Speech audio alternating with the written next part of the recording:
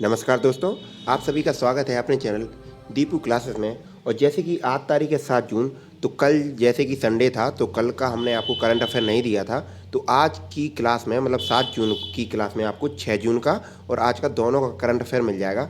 ठीक है, तो चलिएगा सेशन की शुरुआत करते हैं। तो क्वेश्चन नंबर पहला है आपका, त्रिपुरा के नए मुख्य सचिव चीफ सेक्रेटरी कौन बने हैं? तो ये हाल ही में बने हैं आलोक कुमार। तो इनके बारे में बात कर लेते हैं कि इन्होंने किसकी जगह ली है। तो आलोक कुमार ने मनोज कुमार की जगह ली है। अगर कहा जाए इनके पहले कौन थे तो हो जाएंगे मनोज कुमार। त्रिपुरा के बारे में बात कर लेते हैं। त्रिपुरा राज्य की स्थापना कब हुई? 21 जनवरी 1972। त्रिपुरा की राजधानी अगरतला। मुख्यमंत्री की बात करें तो बिप्लब कुमार देव जो कि बीजेपी पार्टी से हैं। गवर्नर रमेश बैस। उच्च न्यायालय के मुख्य न्यायाधीश हैं अब्दुल हामिद कुरैशी। दो पड़ोसी राज्यों की बात की जाए तो जिनकी सीमा लगती है तो असम और मिजोरम हो जाएगा। एक पड़ोसी देश की अगर बात की जाए तो बांग्लादेश। लोकसभा सीटें 2, राज्यसभा सीटें 1 और विधानसभा की अगर सीटों की बात की जाए तो ये हो जाएंगी 60। हवाई अड्डों की बारे में बात की जाए तो महाराजा वीर विक्रम एयरपोर्ट ये कहाँ का है? त्रिपुरा का है। त्रिपुरा की अगर प्रमुख झीलों की बात की जाए तो रुद्र सागर झील, डुम्बर लेक झील, ये दोनों। राजकीय पशु की बात की जाए तो फेरी पर्ण बानर। पेड़ की बात की जाए तो अगार का वृक्ष। राजकीय पक्षी की बात की जाए तो फेरू ब्लूबर्ड।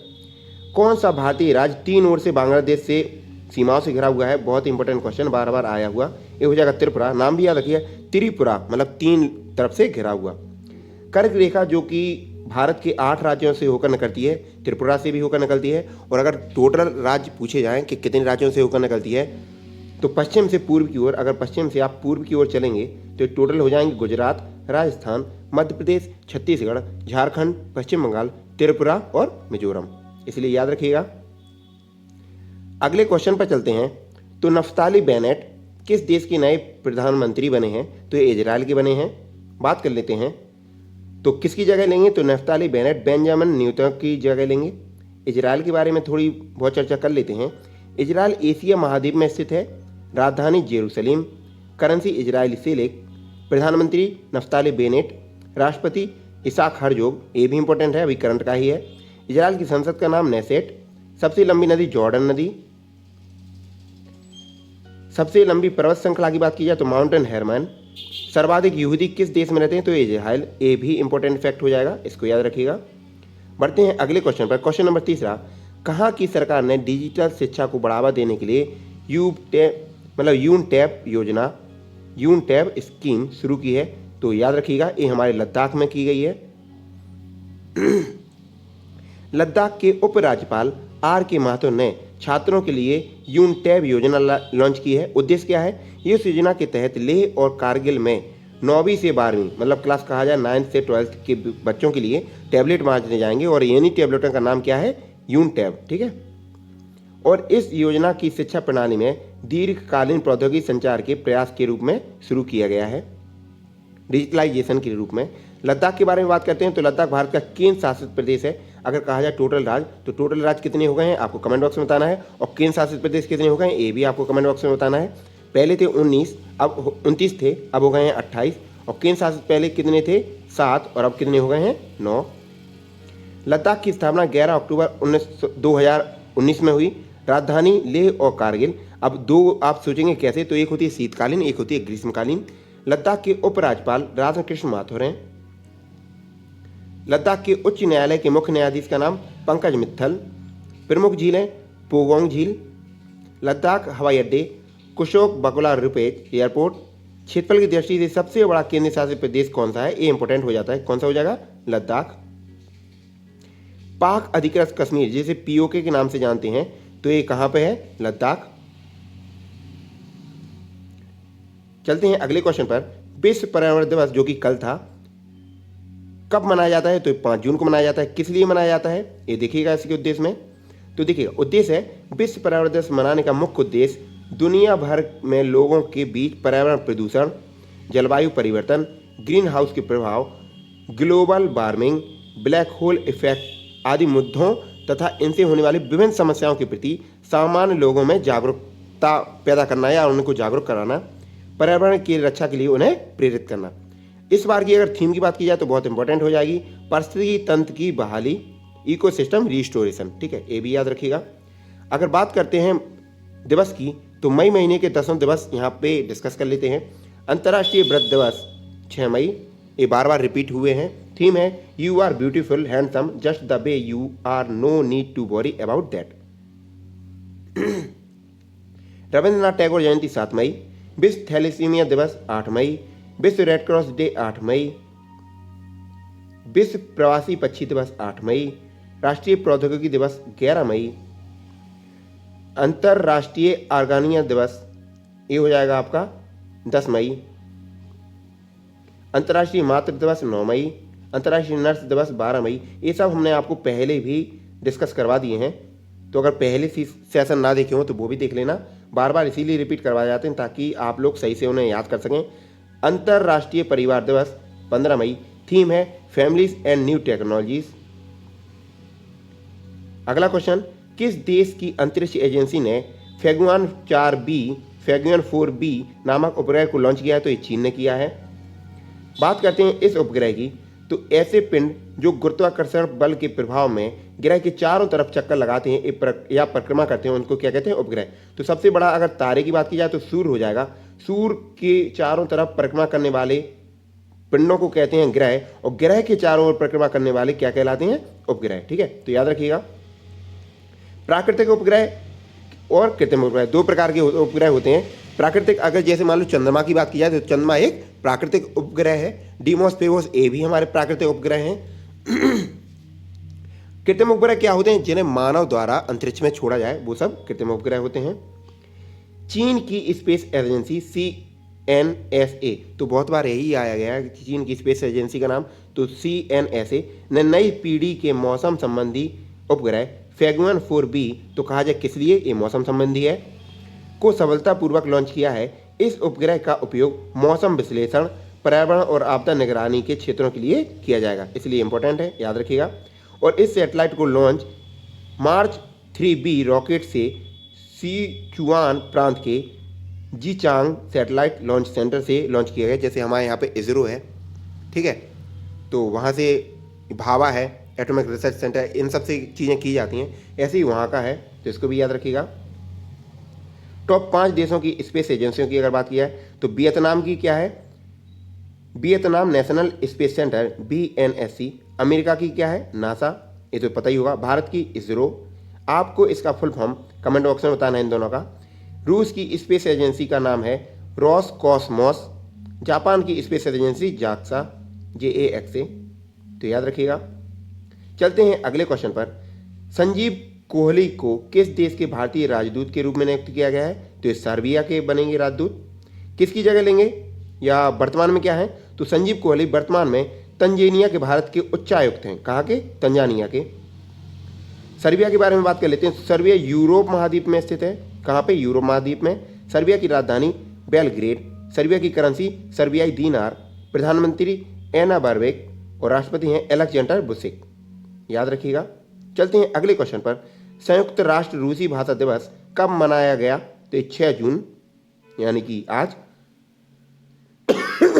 सॉरी, संयुक्त राष्ट्र रूसी भाषा दिवस कब मनाया गया? तो ये 6 जून को हो गया, जो कि हमने बता दिया है। इसके बारे में पढ़ लेते हैं। इसका उद्देश्य क्या है? संयुक्त राष्ट्र हर साल 6 जून को रूसी भाषा दिवस मनाता है। यह दिवस अलेक्जेंडर पुश्किन के जन्म दिवस के रूप में मनाया जाता है। वह एक रूसी कवि थे और उन्हें आधुनिक रूसी साहित्य का जनक भी माना जाता है। रूसी भाषा संयुक्त राष्ट्र की 6 आधिकारिक भाषाओं में से एक है। अगर बात करते हैं कौन कौन सी 6 भाषाएं, तो अरबी भाषा दिवस, चीनी, अंग्रेजी, फ्रेंच, रूसी, स्पेनिश। और अगर बात की जाए अरबी भाषा दिवस 18 दिसंबर, चीनी भाषा दिवस 20, अंग्रेजी 23 अप्रैल, फ्रेंच भाषा दिवस 20 मार्च, रूसी भाषा दिवस 6 जून, जो कि बता दिया है, क्वेश्चन था, और स्पेनिश भाषा दिवस 23 अप्रैल को, ये याद रखिएगा। यूएनओ की अगर यहाँ पे बात हुई है संयुक्त राष्ट्र संघ की, तो इसके बारे में भी पढ़ लेते हैं। संयुक्त राष्ट्र के पहले महासचिव ट्रिग्वी ली, जो कि कहाँ? नॉर्वे के थे। अगर वर्तमान की बात की जाए तो महासचिव कौन है? एंटोनियो गुटेरेस, पुर्तगाल के। स्थापना 24 अक्टूबर 1945 को हुई। यूएनओ न्यूयॉर्क में स्थित है। सदस्य कहा जाए तो भारत ने कब सदस्यता इसकी ली? तो 1945 में। संयुक्त राष्ट्र में वर्तमान में कितने सदस्य हैं? तो 193 हैं। और अगर लास्ट का पूछा जाए कि 93वां देश कौन सा है, तो ये हो जाएगा सूडान, 193वां। संयुक्त राष्ट्र में हिंदी में भाषण देने वाले पहले, तो बार बार आए क्वेश्चन, कौन थे? अटल बिहारी वाजपेयी। और संयुक्त राष्ट्र दिवस हर साल 24 अक्टूबर को मनाया जाता है, याद रखिएगा। अगला क्वेश्चन देखिए, हाल ही में किस देश के सबसे बड़े युद्धपोत खार्ग में भीषण आग लगने की घटना घटी है? तो ये ईरान का था, जो कि सबसे बड़ा युद्धपोत था उस देश का। इंपॉर्टेंट फैक्ट पढ़ते हैं, हाल ही में ईरान की नौसेना के सबसे बड़े युद्धपोत में भयंकर आग लग गई। यह युद्धपोत का नाम खार्ग है। इस युद्धपोत में आग लगने के बाद यह ओमान की खाड़ी में डूब गया है। तो कहा जाए आग लगने के बाद कहाँ डूब गया? तो ये कहाँ पर डूब गया? ओमान की खाड़ी में। अगर ईरान की बात करते हैं तो ईरान एशिया महाद्वीप में स्थित है। राजधानी तेहरान, करेंसी तोमान रियाल कीरान, राष्ट्रपति हसन रूहानी। चाबहार बंदरगाह कहाँ है? तो ये ईरान में ही है। ईरान की सबसे लंबी नदी कौन सी है? करण नदी। सबसे बड़ी झील कौन सी है? उर्मिया झील। अगला क्वेश्चन देखिएगा, अंतर्राष्ट्रीय हॉकी महासंघ FIH विश्व रैंकिंग 2021 में किस देश पुरुष हॉकी टीम शीर्ष पर रही? यहाँ पर कहा जाए विजेता, तो ये बेल्जियम की टीम बनी है। बात करते हैं तो टॉप 10 जो आया है, तो फर्स्ट आया है बेल्जियम, सेकंड आया है ऑस्ट्रेलिया और थर्ड आया है नीदरलैंड। तीनों रैंक याद रखिएगा। और अगर कहा जाए भारतीय पुरुष यानी कि भारतीय टीम, तो ये किस पे रही? चौथे नंबर पर रही। ये भी याद रखिएगा, दोनों फैक्ट इंपॉर्टेंट हैं, पहले पे और भारत की स्थिति क्या रही। अंतर्राष्ट्रीय हॉकी महासंघ में ये तो बता ही दिया है, नीदरलैंड। अगर कहा जाए महिला की, ठीक है, तो महिला में देखिएगा टॉप पर रहेगा पहले नीदरलैंड, फिर अर्जेंटीना, फिर ऑस्ट्रेलिया। और अगर कहा जाए भारतीय महिला टीम, तो भारतीय महिला टीम रहेगी इस पर 9वें नंबर पर। पुरुष की हो जाएगी 4th रैंक और महिला की हो जाएगी 9th रैंक, दोनों याद रखिएगा। अब FIH की बारे में बात करते हैं तो विश्व में जितने भी हॉकी के खेल होते हैं उन सभी को FIH रेगुलेट करता है। फुल फॉर्म है इंटरनेशनल हॉकी फेडरेशन। अंतर्राष्ट्रीय हॉकी महासंघ स्थापना 7 जनवरी 1924 को हुई। मुख्यालय की बात की जाए तो लुसाने स्विट्जरलैंड में है। अध्यक्ष नरेंद्र बत्रा हैं और CEO कौन है? थेरी बेल, याद रखिएगा। चलते हैं अगले क्वेश्चन पर। तो क्वेश्चन नंबर 10 आपके सामने ये रहा, 1232 kilometre the long journey home पुस्तक के लेखक कौन है? या किसने लॉन्च की है? तो ये विनोद कापरी ने लिखा है इसको। बात की जाए अगर विनोद कापरी की हो गई है तो टॉप 5 बुक एंड ऑथर की बात कर लेते हैं। तो नो द एंटी नेशंस पुस्तक RSN ने लिखा है। गिल्ली डंडा द गोल्फ या to golf, gilli danda to golf किसने लिखा है? Ram Verma. A new silk road India China and the geopolitical of Asia, एक किक्सुक नाग ने लिखा है। Because India come first, Ram Madhav द्वारा। और advantage India the story of Indian tennis, ये लिखा है अनिंदा दत्ता ने, तो याद रखिएगा। चलते हैं अगले क्वेश्चन पर। तो किस देश ने स्वच्छ ऊर्जा नवाचार को बढ़ावा देने के लिए एक वैश्विक पहल मिशन इनोवेशन क्लीनटेक एक्सचेंज को लॉन्च किया है? ये हमारा भारत ने ही किया है। इसके बारे में पढ़ लेते हैं। तो भारत ने स्वच्छ ऊर्जा नवाचार को बढ़ावा देने के लिए सदस्य देशों में इन्क्यूबेटरों के एक नेटवर्क बनाने के उद्देश्य से एक वैश्विक पहल जिसका नाम है मिशन इनोवेशन क्लीनटेक एक्सचेंज को लॉन्च किया है। इस मिशन को वर्चुअली चिली द्वारा आयोजित innovation to net zero summit 2021 में लॉन्च किया गया है। उद्देश्य क्या रहेगा? स्वच्छ ऊर्जा को दशकों तक किफायती, आकर्षण और सुलभ बनाने के उद्देश्य से और पेरिस समझौते और शून्य या शुद्ध शून्य उत्सर्जन की दिशा में कार्रवाई को आगे बढ़ाने के उद्देश्य से यह मिशन शुरू किया गया है ताकि कम से कम प्रदूषण हो। मॉरिशस के पूर्व प्रधानमंत्री का निधन हुआ है। इनका क्या नाम था? तो इनका नाम था सर अनिरुद्ध जगन्नाथ। ये मॉरिशस के प्रधानमंत्री थे, इनका निधन हो गया है। तो मॉरिशस के पूर्व प्रधानमंत्री अनिरुद्ध जगन्नाथन का निधन हो गया है। वे मॉरिशस के 2 बार राष्ट्रपति और 6 बार प्रधानमंत्री के रूप में कार्य कर चुके हैं। और सर अनिरुद्ध जगन्नाथन को 2020 के भारत के दूसरे सर्वोच्च नागरिक पुरस्कार जिसका नाम है पद्म विभूषण से सम्मानित किया गया है। अगर कहा जाए सबसे ऊपर कौन सा होता है तो सबसे ऊपर है पद्म भूषण, फिर भूभूषण और फिर पद्म श्री, तीनों याद रखिएगा। तो रिवीजन कर लेते हैं जितने भी क्वेश्चन यहाँ पे करवाए गए हैं। तो त्रिपुरा के मुख्य सचिव कौन बने हैं? ये आलोक कुमार बने हैं। नेफ्ताली बेनेट किस देश के नए प्रधानमंत्री बने? तो इजराइल के बने हैं। कहाँ की सरकार ने डिजिटल शिक्षा को बढ़ावा देने के लिए यूनटैब टैबलेट बांटी हैं 9 से 12वीं क्लास तक के बच्चों को। तो ये लद्दाख में हुआ है, लद्दाख राज्य के। विश्व पर्यावरण दिवस कब मनाया जाता है? तो 5 जून, ये तो सभी को पता है। किस देश की अंतरिक्ष एजेंसी ने फेंगुएन 4B किस लिए? ये मौसम संबंधी के लिए, तो ये चीन ने किया है। संजीव कोहली को किस देश के भारतीय राजदूत के रूप में नियुक्त किया है? तो ये अभी हाल ही में उच्चायुक्त हैं, लेकिन अब ये हमारे सर्बिया के भारतीय राजदूत के रूप में नियुक्त हो जाएंगे। संयुक्त राष्ट्र रूसी भाषा दिवस कब मनाया गया? तो ये 6 जून। कहा जाए पूरे संयुक्त राष्ट्र में कितनी भाषाओं को? तो 6 भाषाएं हैं, तो 6 भाषाओं को याद रखिएगा। हाल ही में सबसे बड़ा युद्धपोत खार किस देश से संबंधित है या जिसमें आग लगी थी? तो ये ईरान देश का था, जो कहाँ पर गिरा था? ओमान की खाड़ी में। अंतर्राष्ट्रीय हॉकी महासंघ FIH विश्व रैंकिंग 2021 में किस देश हॉकी टीम मतलब पुरुष हॉकी टीम शीर्ष पर रही? तो ये बेल्जियम की।